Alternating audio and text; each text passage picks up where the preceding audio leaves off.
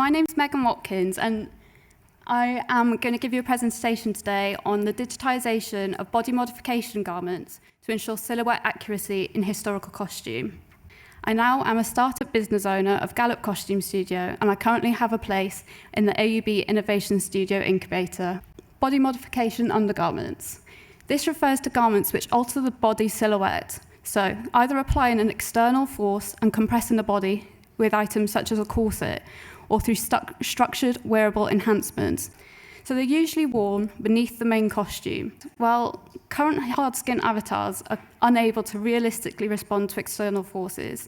And yes, soft-skin avatars are available. Despite the fact that they are available out there, they're still not up to the quality that we need them to actually achieve the silhouettes we want.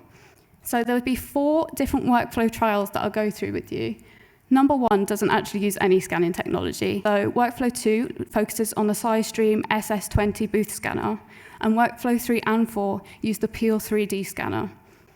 So workflow 1, like I said, digital undergarment construction using Clo 3D.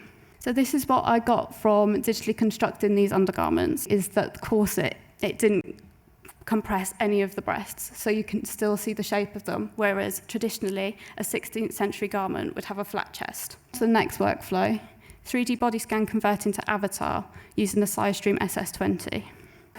Prep the participants by dressing them in body modification undergarments.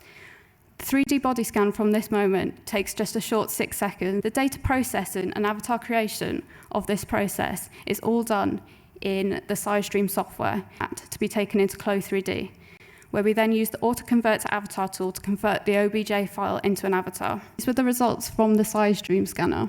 As you can see, it actually worked really well. However, there is that gap at the bottom of the avatar. Overall, there was no sort of gaps in the mesh or anything, so there's no layer interference. This was really consistent with the SizeStream scanner. The chest has been flattened, which is perfect. It's exactly what we can't do with current hard skin avatars at the moment. But what I would say is, because there was that gap in the farthingale that we saw at the bottom of the skirt, it has left the skirt looking a bit sort of weak and not strong enough, not as structured as it should be. So moving on now to the Peel 3D with the turntable. The participant prep is exactly the same. You dress them in the body modification undergarments. But the difference with this one, the participant pose, the participant stands on a turntable and assumes an A pose.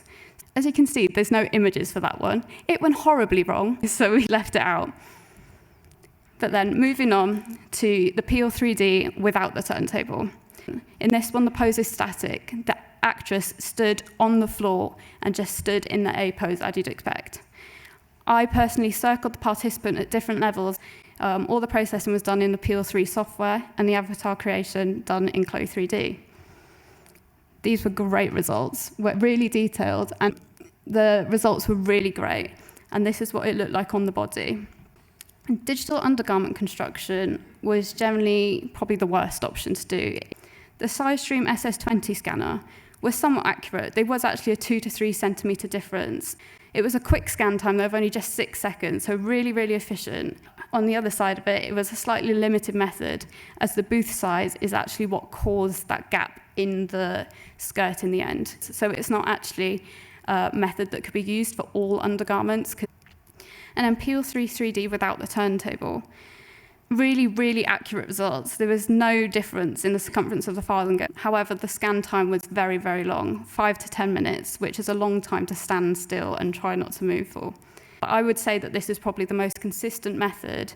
So from this, I've proposed an innovative workflow of body scanning for virtual fitting and pattern production. When you then actually come to fit in that costume to that period avatar that you've made, that body scan, you liaise with costume teams regarding the pattern and fit before proceeding with the next stage. We could actually discuss the size and the fit on the body, whether the actress would feel comfortable wearing that garment, whether she'd be able to move and perform all the acts she would need to. It is like a traditional costume fitting, but it's all done virtually. And this is something that I am trying to bring into the costume industry through my own business.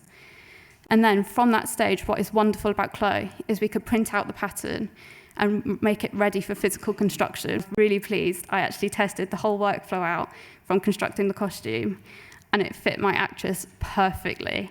That's what's great about body scanning for costume, and it's such an underutilised tool.